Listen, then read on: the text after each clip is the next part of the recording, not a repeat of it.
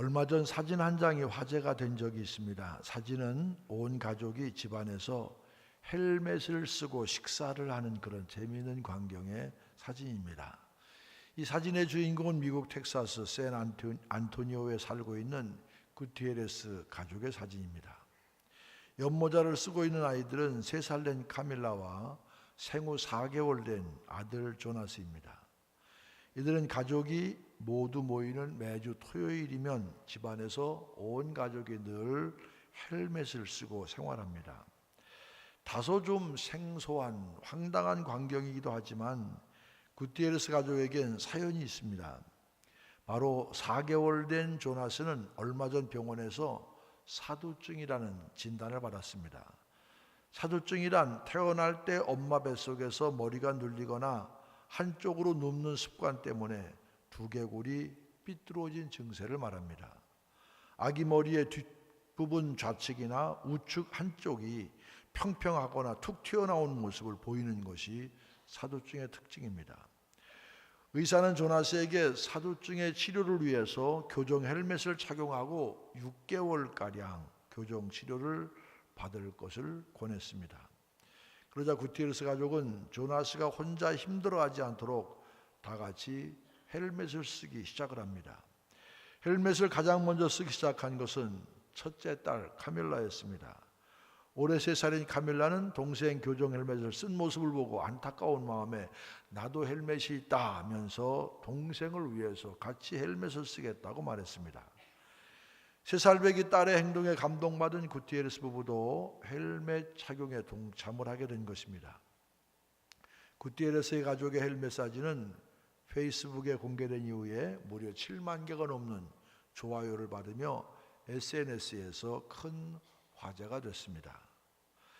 여러분, 동생을 위해서 같이 헬멧을 쓰겠다는 3살짜리 카밀라의 결단, 카밀라의 마음 얼마나 사랑스럽습니까? 이처럼 무엇인가 고귀한 목표를 위해서 결단한다는 것, 이것은 참으로 아름답고 소중한 일입니다. 오늘 본문에 바울도 그랬습니다. 그는 2차 전도여행을 마무리하면서 오히려 새로운 결단을 보여줍니다. 이런 바울의 모습을 보면서 주님 앞에 참된 제자의 모습은 어떠한 것인지를 돌아다보면서 도전받는 성도들 꼭 되시기를 바랍니다. 참된 제자는 주님을 향한 헌신의 결단이 있습니다. 고린도에서 1년 6개월의 긴 사역을 마치고 바울은 수리아 안디옥으로 길을 떠납니다. 당연히 2차 전도여행을 마치고 파송교회였던 안디옥 교회로 돌아가기 위함이었습니다. 이를 위해 바울은 고린도의 항구 중에 겐그리아로 이동합니다. 겐그레아는 고린도에서 동쪽으로 11km 떨어진 항구로서 아시아와의 교역이 많았던 무역항이었습니다. 그런데 18절 보면 이렇게 말합니다. 바울이 일찍이 서원이 있었으므로 겐그레아에서 머리를 깎았더라 그랬어요. 그럼 머리 깎는 건 우리처럼 이발한다는 개념이 아니라 쉽게 얘기하면 머리를 빡빡 밀었다 그런 얘기입니다. 사람들은 흔히 어떤 경우에 머리를 깎을까요? 스포츠 선수의 삭발은 각오와 다짐 그리고 분발의 의미를 가지고 있습니다. 자신이 한계를 느낄 때 그것을 넘어서기 위해서 각오를 다짐하는 것이다. 그렇게 볼 수 있습니다. 제17회 로마 올림픽 때 일본 레슬링 선수들이 은메달 하나만 달랑 따냈습니다. 국민의 기대에 크게 못 미쳤습니다. 그래서 그때 선수들이 모두 머리를 밀어버렸습니다. 이 사실이 서구에 알려지자 그들은 무척 놀랐습니다.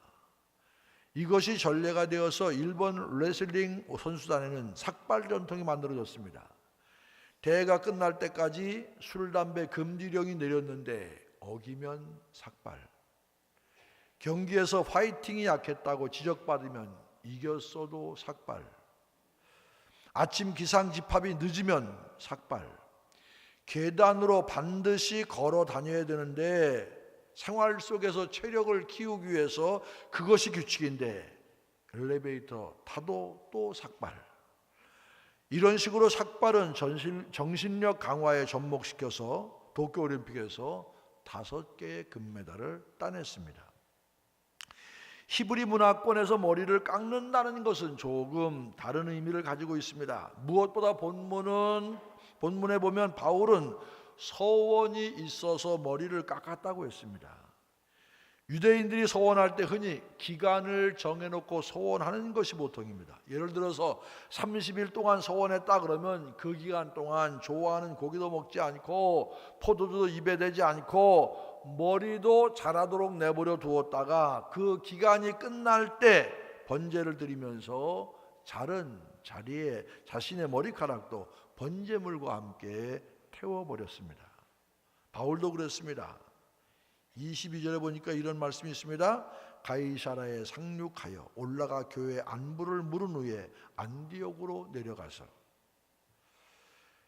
여기에 보면 교회의 안부를 물었다고 했는데 이 교회는 예루살렘 교회를 지칭합니다. 가이사라로 갔던 것도 예루살렘으로 가기 위함이었습니다. 바울은 2차 전도 여행을 마무리하면서 가이사라에 내린 후에 예루살렘 교회에 가서 당연히 선교 보고를 했습니다. 뿐만 아니라 예루살렘 성전을 방문해서 자신의 머리카락을 번제물과 함께 드렸을 것입니다. 그렇다면 중요한 것은 무엇이냐? 과연 바울이 이때 무엇을 소원했을까? 무엇을 소원했을까 하는 것입니다. 아쉽게도 성경은 바울이 서원이 있어 겐그레아에서 머리를 깎았다 그렇게만 기록하고 있을 뿐 무엇을 위해서 소원했는지에 대해서는, 그 내용에 대해서는 알려주지 않고 있습니다. 하지만 분명한 것은 이때한 바울의 소원이 하나님을 향한 헌신의 소원이었다는 점은 분명합니다. 2차 전도 여행을 마무리하면서 다시 한번 바울은 하나님 앞에 새롭게 헌신을 다짐하고 있습니다. 아마 바울은 이렇게 소원하며 기도했을 것입니다. 주님, 지금까지 저를 지켜주셔서 숱한 우여곡절 끝에서도 2차 전도 여행을 잘 마무리할 수 있게 하심에 감사드립니다. 주님께서는 땅끝까지 내 증인이 되라고 말씀하셨지만 아직도 땅끝까지 이르지 못하였습니다. 오직 주님께서 주신 지상명령을 철저히 준행하기 위해 내 삶을 드리겠습니다. 나와 함께 하셔서 부족한 종이지만 주의 명령을 이루게 하옵소서. 그렇게 모진 고난과 역경 속에 2차 선교여행을 마쳤으면 나는 할 만큼 했다 그렇게 하지 않고 땅끝까지 거침없이 복음을 증거하라 하신 주의 말씀을 아직도 못 이루었으니 내가 내 생명 끝날까지 주님께 내 삶을 드리겠습니다. 그러니 저와 함께 해 주옵소서. 이런 마음으로 헌신했다는 얘기예요. 헌신하고 머리를 깎았다는 얘기입니다. 1975년생인 데이빗 고긴스는 유명한 군인이었습니다. 하나도 수료하기 어렵다고 하는 지옥 훈련 프로그램을 육군, 해군, 공군, 삼군 세 군에서 모두 수료했습니다. 그러니까 언론에서 이 사람을 향해서 세계 최고의 군인이다 그렇게 소개됐습니다. 이 사람은 이라크와 아프가니스탄 등에서 복무한 특수부대 네이비실 출신인데 2005년 갑자기 제대 신청해서 군복무를 접었습니다. 모두를 의아하게 생각했습니다. 아니 남들은 하나도 어려운데 3군의 지옥훈련 프로그램을 다 수료한, 이게 엄청난 일인데 이 얘기 바꿔 얘기하면 체질이 군대 체질인데 왜 군대 생활을 접었을까 다들 의아했습니다. 더욱 놀라운 것은 몇 달 뒤에 160km 울트라 마라톤에 출전한 것입니다. 더군다나 전문적인 마라톤 선수 복장이 아니라, 여러분 그림에 잘 표현되어 있을지 모르겠습니다만 구멍이 나고 찢겨진 허름한 옷을 입었습니다. 알고 보니까 이때 고긴스가 입었던 옷은 지난 2005년 아프가니스탄 작전 도중에 숨진 전우가 마지막으로 입었던 티셔츠였습니다. 고긴스는 그 당시에 전사한 전우들의 자녀들을 보면서 그 아이들을 돌봐주는, 그 아이들을 위한 아빠가 되기로 결심했습니다. 하지만 그 아이들을 책임진다는 것은 쉬운 일이 아니었습니다. 무엇보다도 많은 돈이 필요했습니다. 그래서 아이들의 등록금을 벌기 위해서 결정한 것이 뭐냐? 마라토나가 되어야 되겠다. 그래서 내가 상금을 좀 많이 받아서 그 상금으로 아이들의 좀 뒷바라지를 해야 되겠다. 그래서 마라토나가 되어서 각종 대회에 참석했습니다. 물론 첫 도전에서 썩 좋은 성적을 내지 못했습니다.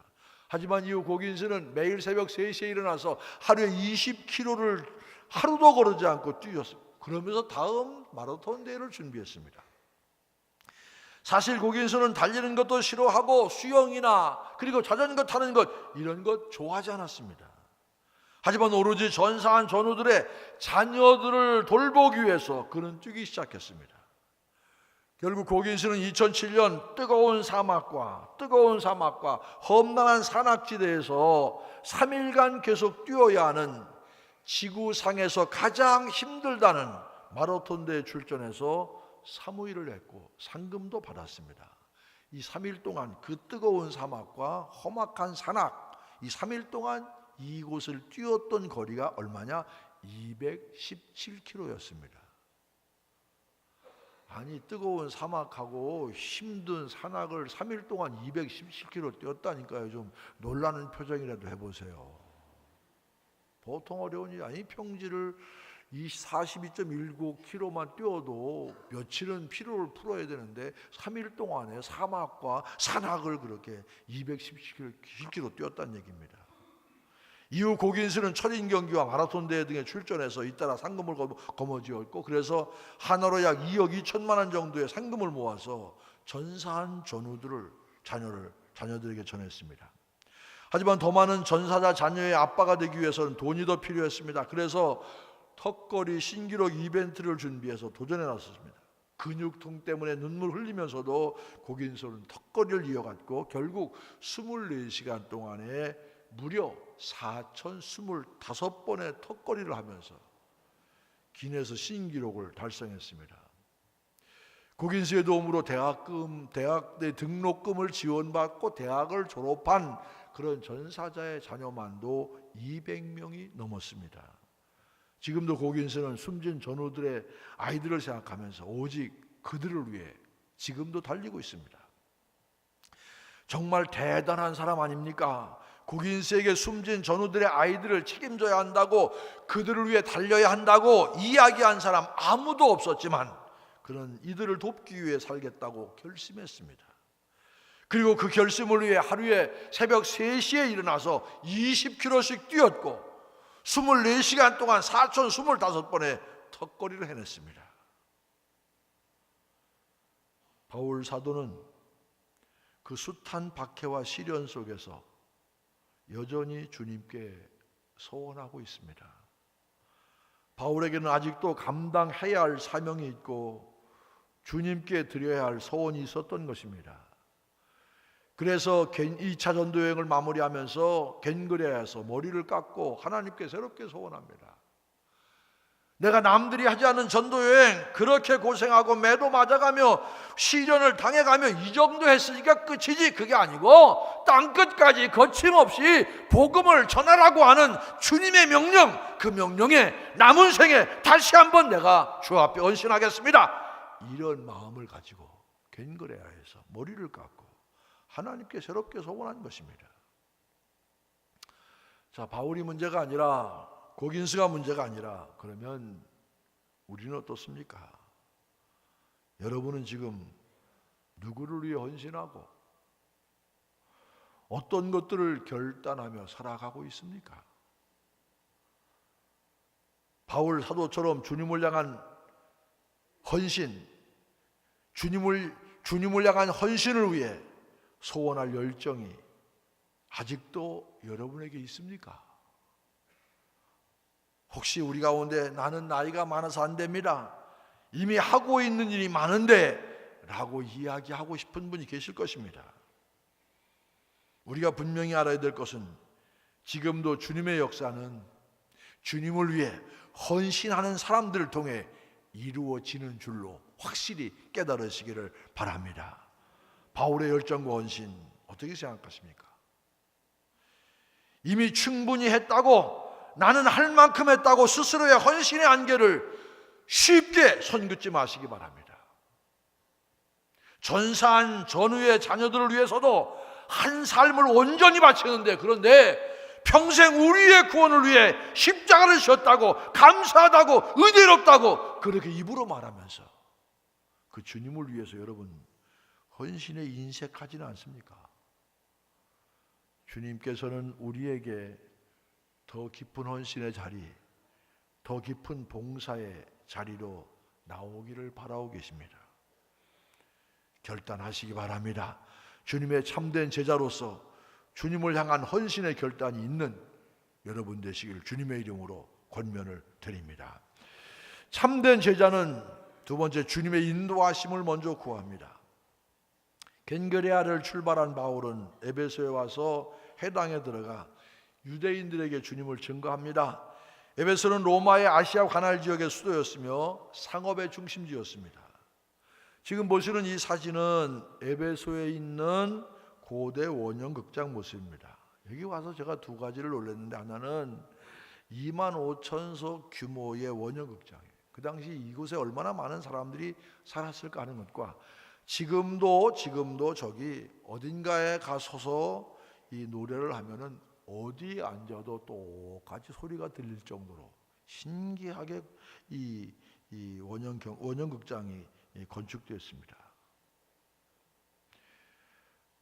바울이 에베소에 있는 이들에게 주님을 전하자 에베소에 있는 많은 사람들이 바울에게 에베소에 더 머물러 주십시오 그렇게 청했습니다. 하지만 바울은 더 머물러 있기를 바라는 에베소 사람들의 요청을 이렇게 거절합니다. 작별하여 이르되 만일 하나님의 뜻이면 너희에게 돌아오리라 하고 배를 타고 에베소를 떠나. 바울은 에베소 사람들과 작별하며 만일 하나님의 뜻이면 돌아올 것이라고 말합니다. 실제로 바울은 3차 전도 여행 때 에베소를 다시 방문해서 2년 이상 에베소에 머물며 전도했습니다. 에베소는 앞으로 바울의 전도 여행에 있어서 매우 핵심적인 역할을 할 도시였던 것입니다. 그렇기 때문에 바울은 에베소를 떠나면서 자기 대신에 브리스길라와 아굴라 부부를 머물도록 했습니다. 장차 이곳 에베소를 선교의 핵심 거점으로 세우기 위해서 믿을 만한 사역자를 에베소에 세웠던 것입니다. 하지만 그렇게 에베소에 대한 비전을 가지고 있었던 바울이었지만 만일 하나님의 뜻이면 돌아올 것이라 그렇게 이야기했습니다. 이 말 속에 무엇이 담겨 있습니까? 바울은 늘 인생의 주인은 내가 아니라 하나님이다. 내 인생의 주권은 내게 있는 게 아니라 하나님에게 있다. 하나님의 뜻이면 내가 다시 돌아올 것이다. 지금까지 자신의 경험과 지식을 통해 판단할 때 분명히 다시 방문해야 할 것이라는 생각이 들었을 것입니다. 하지만 바울은 그런 자신의 판단, 그걸 앞세우지 않았습니다. 그것은 그저 자신의 계획일 뿐이었습니다. 바울에게 가장 중요한 것은 자신의 판단, 자신의 계획이 아닙니다. 바로 하나님의 뜻, 하나님의 인도하심이었습니다. 잠언 16장 9절을 말씀합니다. 사람이 마음으로 자기의 길을 계획할지라도 그의 걸음을 인도하시는 이는 여호와시니라. 사람은 미래를 계획하고 인생을 설계합니다. 그것이 잘못된 일 아닙니다. 당연히 그래야 합니다. 아무런 계획 없이 살아가는 사람은 이리저리 방황하는 흔들리는 인생이 되기 쉬운 법입니다. 따라서 늘 장래에 대해 고민하며 자신의 인생이 어디로 가야 할지를 곰곰이 따져보아야 합니다. 하지만 계획한 대로, 설계한 대로, 판단한 대로 인생이 흘러갑니까? 목사인 제 인생도 계획대로만 되어오지 않았습니다. 나이 40살도 되기 전에 춘천중앙교회 오게 될 줄은 몰랐습니다. 그리고 이 교회에서 이렇게 오래 목회할 것이라고는 제가 꿈도 안 꿨습니다. 하다 보니까 여기까지 온 거예요. 이건 제 의지가 아닙니다. 오늘 오후에 백두대간 햇불 기도회가 있는데 이 백두대간 햇불 기도회는 저하고 특별한 인연이 있습니다. 새천년이 되는 2000년에 처음으로, 그때는 강원도 기독교 청년협회가 없었을 텐데 이 국토대간 햇불기도회를 도청과 협의해서 개신교에서 했던 하나의 종교 프로그램이었습니다. 그때는 아무도 없었기 때문에 의논해서 제가 준비위원장이 돼서 제1회 2000년도에 8월 달에 제1회 햇불기도 했어요. 그 끝나고 나서 강원도 이 교계가 또 모여서 기독교 총연합회를 결성했는데 그때 1회 대회를 잘 성공적으로 치렀으니까 제가 회장하는 게 좋겠다. 그래서 제가 초대 기독교 총연합회장했어요. 그리고 이제 이 평창 동계올림픽 유치를 위해서 매년 모였고 유치된 다음부터는 잘 치르기 위해서 또 모이는 거예요. 이미 유치됐고 내년이면 끝 아닙니까? 지난번 그 총연합회장이 뭐라고 그러냐면 이거 시작 목사님이 했으니까 이거 마지막 아닙니까? 마지막 마무리도 목사님이 좀 하셔야 되겠습니다. 설교를. 그동안 제가 18회 동안에 이번 하면 3번을 하는 거예요. 사실 제가 가고 싶은 마음이 있겠어요. 그 멀은데 주일 설교 3번 하고 나면 다리가 후들후들 떨려요 이제. 근데 거기까지 또 가야 돼. 왜? 마무리해야 되니까. 여러분 이것뿐만 아니라 제가 여기까지 왔던 것 가만히 생각하면 치밀한 계획, 제 계획이 아니었어요. 여러분 사실 목회 힘들게 하고 싶은 사람이 어디 있겠어요? 편한 거 누가 모릅니까?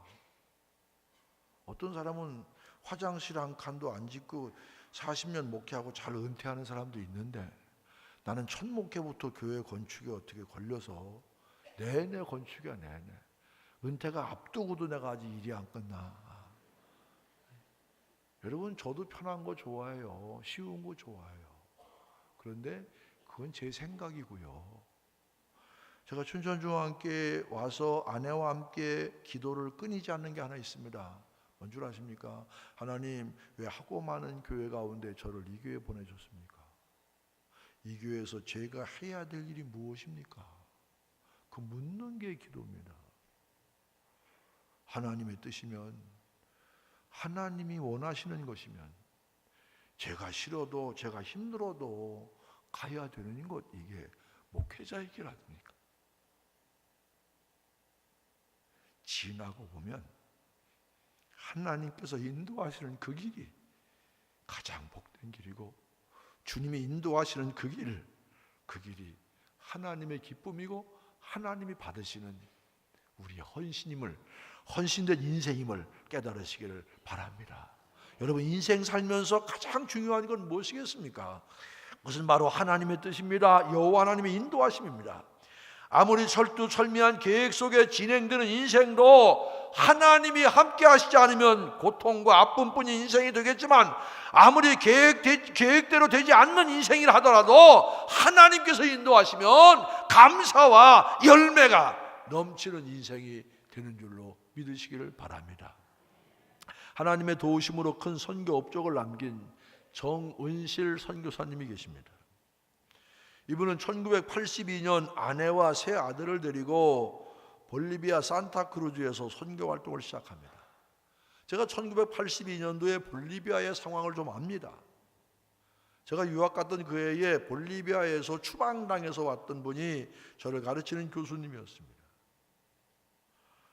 정치적으로 혼란하고 공산주의 정권 하에서 인권의 탄압이 자행되고 있던 볼리비아, 남미에서 가장 가난한 나라, 그 나라에 바로 정은실 선교사님이 복음을 전하러 들어갑니다. 얼마나 많은 어려움을 당했는지 말할 수 없는 핍박을 당했고 아내는 위암에 걸려서 사경을 헤맸습니다. 40도가 넘는 그 더운 날씨에 열기와 싸우며 학교를 짓다가 쓰러지기도 했습니다. 심지어 12살 난 큰아들이 학교 짓는 것, 건물 짓는 것을 돕겠다고 리아꺼를 끌고 나왔다가 쓰러지기도 했습니다. 병원에 들어가니까 유행성 전염병, 영양실조, 과로 합병증이 겹쳐서 40일 동안 입원하라고 하는데 선교사님 주머니에는 하루치밖에 입원비가 없었습니다. 이때 선교사님은 하나님 앞에 생명을 걸고 이렇게 엎드려 눈물로 기도합니다. 하나님, 선교하다가 순교하면 내가 순교할 일이지 왜 애꿎은 내 아들을 이렇게 무슨 죄가 있어서 이렇게 데려가시려고 하십니까? 하나님, 차라리 제 목숨을 거두어 주옵소서. 이렇게 아들에게 손을 얹고 눈물로 기도합니다. 그런데 병상에 누웠던 아들이 아빠 다 나았어요 하고 벌떡 일어납니다. 펄펄 열이 끓어서 들어왔던 아이가 벌떡 일어나서 멀쩡하게 걸어가니까 병원 의사들도 깜짝 놀랄 수밖에 없었습니다. 이 아들이 지금은 커서 의사가 되어서 아버지의 선교 사역을 돕고 있습니다. 이러한 은혜로 40여 개의 교회를 세우고 2,500명이 공부하고 있는 볼리비아 기독교 종합대학을 세워서 남미에서 특별히 의과대학으로 유명한 대학이 되었습니다. 이로 인해서 볼리비아에서 많은 상장과 감사패를 받았고 2003년에 한국연세대학교에서 언더우드상을 받았고 2007년 미국 상원이 수여하는 사회봉사상도 받았습니다. 정은수 선교사님이 이렇게 말합니다. 하나님의 도우심으로 지금까지 선교를 감당해 왔습니다. 주님께서 저로 실족지 않게 하시며 저를 지키시는 자가 졸지 아니하시고 주무시지도 아니하시고 도와주셨습니다. 그분은 항상 제 우편에 저의 그늘이 되어 주셨고 낮에 해가 상치 아니하며 밤에 달도 해치 아니하도록 도와주셨습니다. 야훼 하나님께서 저와 저의 가정을 지켜 모든 환난을 면케 하시며 또 제 영혼을 지켜 주신 것입니다. 앞으로도 하나님의 도우심이 영원까지 함께 하실 줄 믿습니다. 힘들고 어려운 선교의 길이었지만 정은실 선교사님은 주님께서 인도하시고 지키시는 길이 가장 복된 길임을 믿고 끝까지 포기하지 않고 흔들리지 않고 사역을 감당했습니다. 그리고 주님께서는 그의 믿음대로 함께 하시고 많은 열매들을 선교사님에게 허락하셨습니다. 그렇습니다. 주님께서 원하시는 길, 주님께서 인도하시는 길이 가장 좋은 길인 줄로 믿습니다. 시편 119편 105절은 말합니다. 주의 말씀은 내 발의 등이요 내 길의 빛이니이다. 내 발의 등이요 내 길의 빛이 되신 주님의 말씀을 따라 사는 인생, 주님의 뜻을 따라 사는 인생, 주님의 인도하심을 순종하여 사는 인생, 그런 인생이야말로 가장 아름다운 인생, 가장 복된 인생, 가장 형통한 인생인 줄로 믿습니다. 말씀을 준비하는 내내 제 머릿속에 떠나지 않은 것은 찬송가 384장입니다. 가사는 이런 가사입니다. 나의 갈 길 다가도록 예수 인도하시니 내 주 안에 있는 긍휼 어찌 의심하리요. 믿음으로 사는 자는 하늘 위로 받겠네. 무슨 일을 만나든지 만사형통하리라. 무슨 일을 만나든지 만사형통하리라. 나의 갈 길 다가도록 예수 인도하시니 어려운 일 당한 때도 족한 은혜 주시네.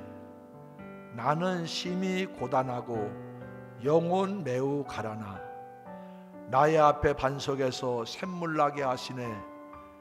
나의 앞에 반석에서 샘물 나게 하시네. 나의 갈 길 다가도록 예수 인도하시니 그의 사랑 어찌 큰지 말로 할 수 없도다. 성령 감화 받은 영혼 하늘나라 갈 때에 영영 부를 나의 찬송 예수 인도하셨네.